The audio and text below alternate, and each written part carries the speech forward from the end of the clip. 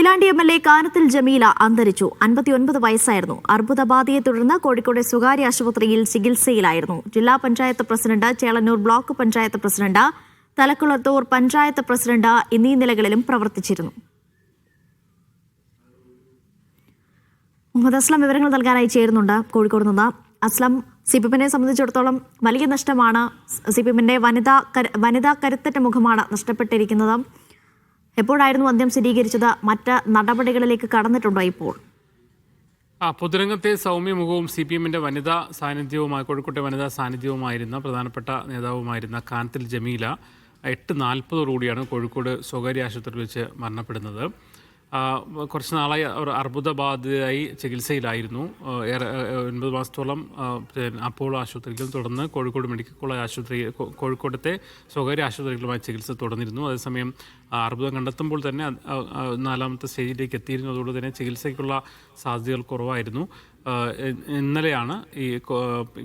ഇന്നാണ് അവരെ വീണ്ടും ഗുരുതരാവസ്ഥയിൽ കോഴിക്കോട് മേത്ര ആശുപത്രിയിൽ പ്രവേശിപ്പിക്കുന്നത്. 8:40 അവരുടെ മരണം സ്ഥിരീകരിച്ചു.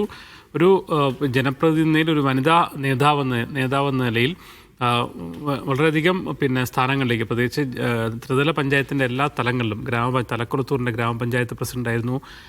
95 അങ്ങനെ ആവുന്നത്. പിന്നീട് ചേളന്നൂരിൻ്റെ ബ്ലോക്ക് പഞ്ചായത്തിൻ്റെ പ്രസിഡൻ്റായി അവർ തിരഞ്ഞെടുക്കപ്പെടുന്നു. പിന്നീട് കോഴിക്കോട് ജില്ലാ പഞ്ചായത്തിൽ 2 തവണ, ആദ്യത്തെ തവണയും അതുപോലെ 2ാം തവണയും അവർ ജില്ലാ പഞ്ചായത്ത് പ്രസിഡൻ്റായി മാറുന്നു. 2020 ജില്ലാ പഞ്ചായത്ത് പ്രസിഡൻ്റായതിനു ശേഷം 2021 നിയമസഭയിലേക്ക് തിരഞ്ഞെടുപ്പ് വരുമ്പോഴാണ് അവിടെ നിന്ന് രാജിവെച്ചുകൊണ്ട് കൊയിലാണ്ടിയിലേക്ക് മത്സരിക്കാൻ പാർട്ടി നിർദ്ദേശിച്ചത്. അതിൻ്റെ അടിസ്ഥാനത്തിലാണ് അവർ മത്സരിച്ച് MLA ആയിരിക്കുന്നത്. MLA ആയി നല്ല രീതിയിൽ പ്രവർത്തിച്ചുകൊണ്ടിരിക്കുന്ന ഘട്ടത്തിലാണ് അവർക്ക് വളരെ പെട്ടെന്ന് തന്നെ ഒരു ക്യാൻസർ രോഗബാധ ഉണ്ടാകുന്നത്.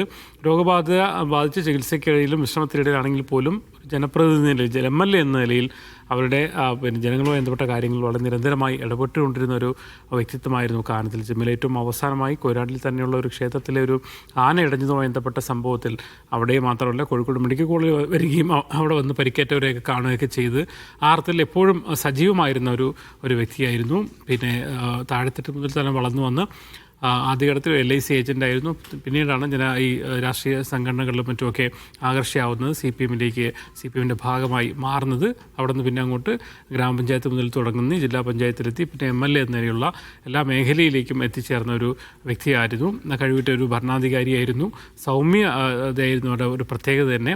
രാഷ്ട്രീയ അഭിപ്രായ വ്യത്യാസങ്ങൾക്കപ്പുറം എല്ലാ ജനങ്ങളുമായിട്ടും തുടരും. ഇപ്പോൾ അനീസ് അലി കൂടി ചേരുന്നുണ്ട്. കോഴിക്കോട്ടെ സ്വകാര്യ ആശുപത്രിയിലാണ് കാനത്തിൽ ജമീലയുടെ മൃതദേഹം ഇപ്പോൾ ഉള്ളത്.